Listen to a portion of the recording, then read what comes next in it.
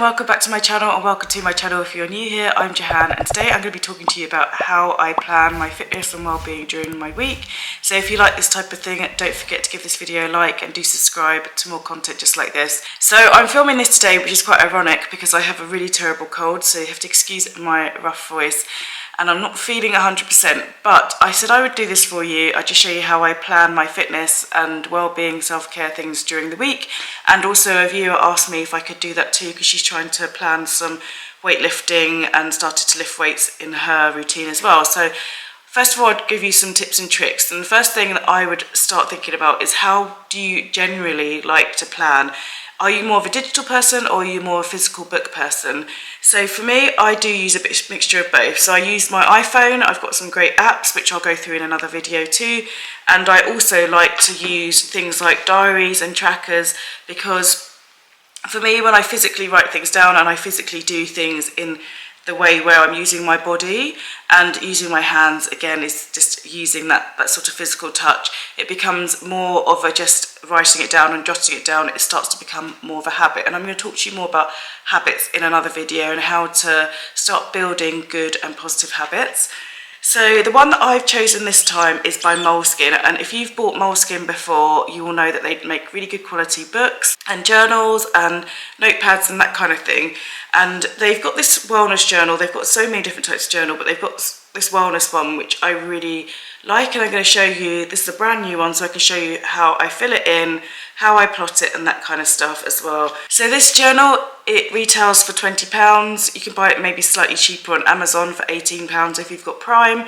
And I really like this journal. It helps keep me accountable. It's like having another friend at the gym or something with you, or it's a good way to reflect at the beginning or end of day, or just to remind yourself what you're doing. So let me go through this book with you, what the pages look like, what the contents is like, and you can see whether this would suit you as well. There are so many different types of fitness journals out there. Look through lots of them on Amazon, or Etsy is a good place as well if you want to look through fitness journals, and some people create their own templates, but this is one that I particularly like. Let me show you the contents of this book. So as I mentioned, it comes with this sleeve here, so it's Chart Your Healthy Lifestyle Goals and Wellness Journey. So it comes with this sleeve here to protect it, and it's a hardback book with a elastic band to keep it closed too. So really good quality book, as loads of Moleskine products are. Most of them are built like this. So to begin with, you have like the normal contents pages, write your name, that kind of thing, a few quotes, personal data, and then it gives you the contents of the book. Now the contents of the book here is fitness basics, diet basics, measurements and conversions, which is great. So if you use metric sizes and that kind of thing as well, you can convert them. International clothing sizes, which is good too, personal growth, fitness, diet, health and body care, blank pages, and some contents pages as well, so you can go back and mark the pages, a bit like bullet journaling. So then it's got some fitness basics. I won't go through all of these, but these are ones, especially if you're new to fitness or you just need to refresh yourself. It tells you what anaerobic versus aerobic is, what HIIT training is, the purpose of yoga, stretching, that kind of thing, which is great.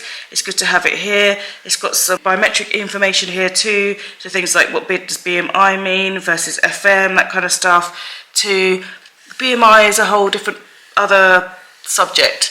So obviously with BMI, you need to look it up. I've done things like DEXA scans, so I tend to use BMI really as a pinch of salt, to be honest, because it's not really giving you the true makeup of your body, but you will know best what's for your health, or your a decent doctor will understand the correlation between health and BMI, really, because everybody is built physically different. So sometimes you have to take these things as a pinch of salt and rather probably look at body fat ratio and how it's distributed across your body. So then we have major muscle and skeletal muscles, and I think this is quite handy to have in a book just like this here, because sometimes when you are lifting weights, especially when you're lifting weights, they talk about engage this part of your body, engage your core, engage your hamstrings, that kind of thing. And mind and muscle connectivity, especially when lifting weights, is really important to make sure that you are getting the best out of your workout. So it's got that here, so it's good for a quick glance, and then it's got a few kind of exercises. Really, these are just so basic, and I think it's just a bit of a filler pages, to be honest, but it's quite nice to see those in the book.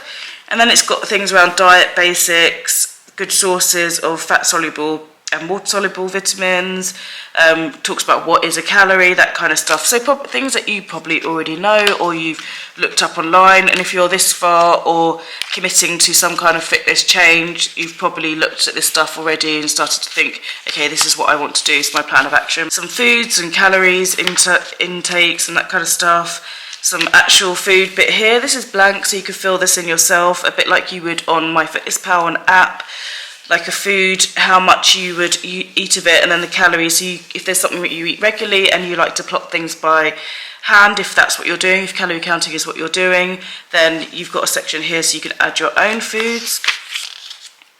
And then it's got a calendar here as well of when things are in season, which I think is really great. So this is a food calendar for Northern Hemisphere of when things are in season by month. So if you're somebody who likes to eat seasonal, which I do like to do, this is really helpful because sometimes it's hard to know because the supermarkets stock things all year round because they fly things from all over the world. But if you're somebody who likes to eat seasonally, this is a good indicator of when things are likely to be in season. And so for those of you who are in the Southern Hemisphere, it does the same thing for you again in the Southern Hemisphere, which I think is a really great little tool to have in your book. As I mentioned before, useful measurements, contents, clothing sizes, all that kind of jazz.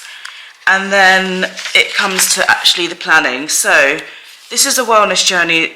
This is where it starts. So it has 4 tabs here. So on these tabs you have personal goals, fitness goals, diet, health and body care here on the tabs here, and these are laminated, which are nice. Here you start plotting what your personal goals are, and this first one is wish list. So here, this is where I would make my wish list. And to me, the purpose of a wish list isn't necessarily to say, I want to be a size 12 or a size 10 or I want to weigh this much. It's more than that. So it's more about the whole thing around why you want to make these changes, because you want to feel a certain way, because you want to be able to do a certain thing.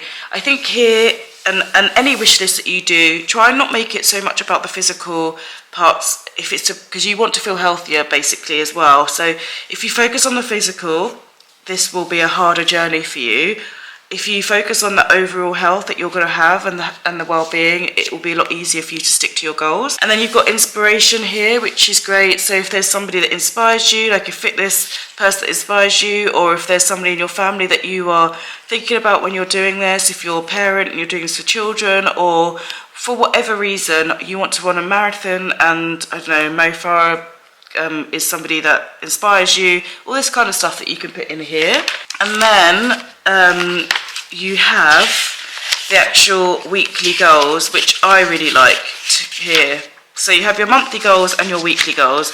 So my monthly goal would be that I do maybe 16 workouts in a month or something, or 25 workouts in a month, 5 of which are yoga, 2 of which are HIIT, the rest are Tracy Anderson, the other ones are running, I don't know, whatever that makes up. So you can put your monthly goals on here, and it might be that this month you want to lose 10 pounds, or I want to gain 5 pounds, or whatever your fitness goal is. I want to maintain my weight, I want to feel better, I want on my Apple Watch, because if you've got an Apple Watch, it tells you about your oxygen, and if it's low or healthy or whatever, I want to improve my blood oxygen, that kind of thing. So you can put your monthly goals in here.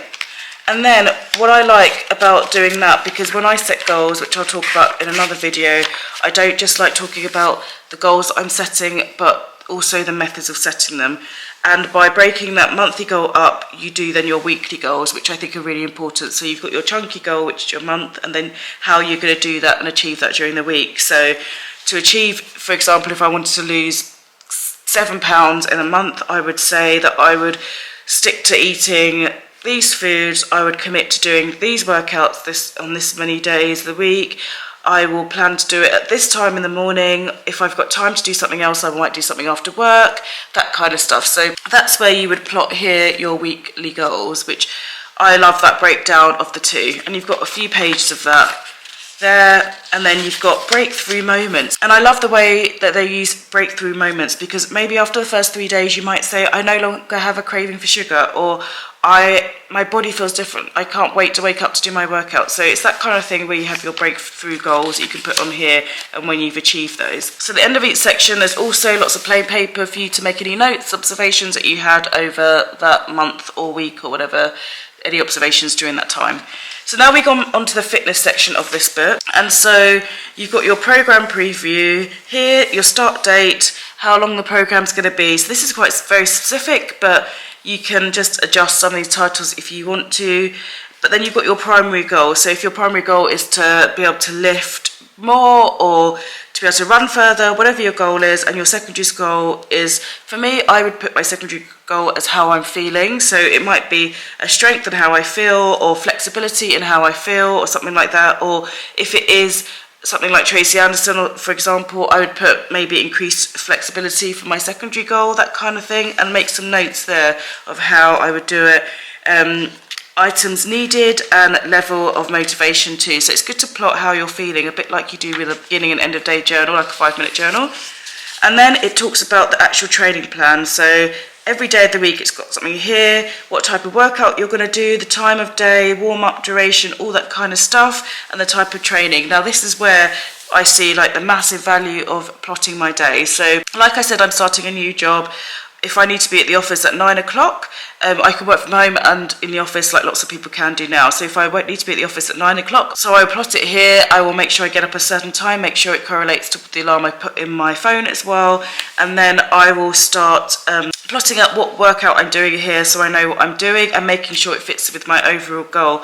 So for me, I prefer to get workouts done out of the way in the morning just because it motivates me to kind of be good for the rest of the day. And I hate that phrase, be good, but if you know what I mean, like if you know you've put effort in the morning to exercise, you're less likely to go off track, because exercise can sometimes feel some days a bit of a chore. Even though we should change our mindset to say that we get to exercise, sometimes it can feel like I have to exercise, and those days where you feel like you have to, it kind of motivates me for the rest of the day. So I prefer to do mine in the morning, but what I also like to do is write in a bit of time in the evening in case I've got extra energy or something that I just want to get out at the end of the day.